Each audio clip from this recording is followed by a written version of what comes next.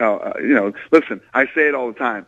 They're a small organization. They're always going to be a small organization. And then the whole Herschel Walker thing, man. I mean, listen, I give the guy the props. He's almost 50 years old, and he's still in great shape. And he went out and trained in mixed martial arts and came out and had a fight.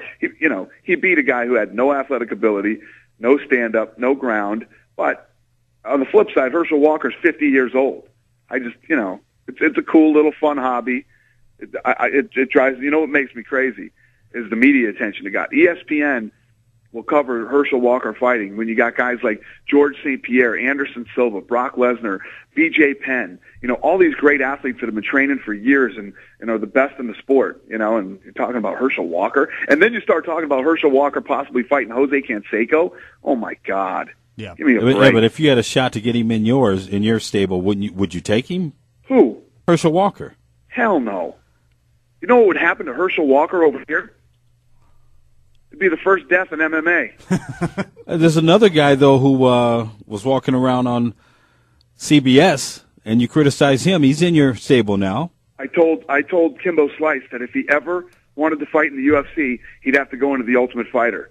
I mean, are you comparing even Kimbo to Herschel Walker?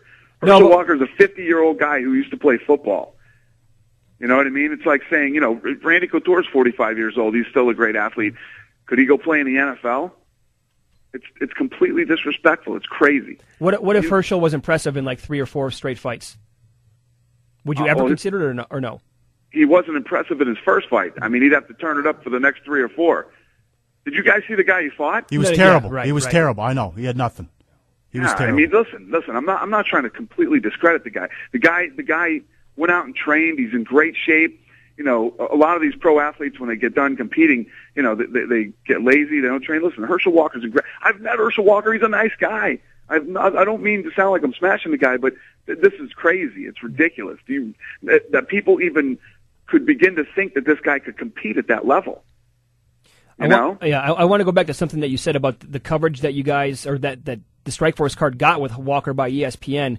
I think it's great here locally, especially, Dana, to have a fight in Las Vegas Super Bowl weekend. It's a brilliant idea because Las Vegas will always be the second most popular destination on Super Bowl weekend. Right. But because the Super Bowl is so big still by ESPN and by other entities, and also the Winter X Games for some reason during that week. Don't ask me why, but why is it that they're looking at Super Bowl and saying still too big, can't cover the UFC? It's crazy, yeah. Yeah. We just can't break through at ESPN, man. It's crazy. They know there's millions of fans that want to watch it. They know that it's crazy. It's coming from the top over to ESPN. They just don't get it. Well, they embraced Lesnar with that announcement that he was coming back. Yeah. So that they pick and choose when they want to cover. Well, they like Lesnar. Yeah. They like Lesnar, but the rest of these guys, try to get Lyoto Machida, try to get BJ Penn or George St. Pierre, no.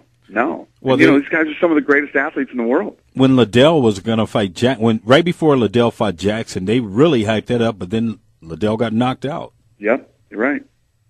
But the way that they look at it is, it's like you said, they pick and choose these fights. It's not like boxing, There's a ton of great fighters in the UFC, ton of great fighters, and we're doing, a fight a month on pay-per-view, and people want to hear about it. People want to see it, People want to see it covered.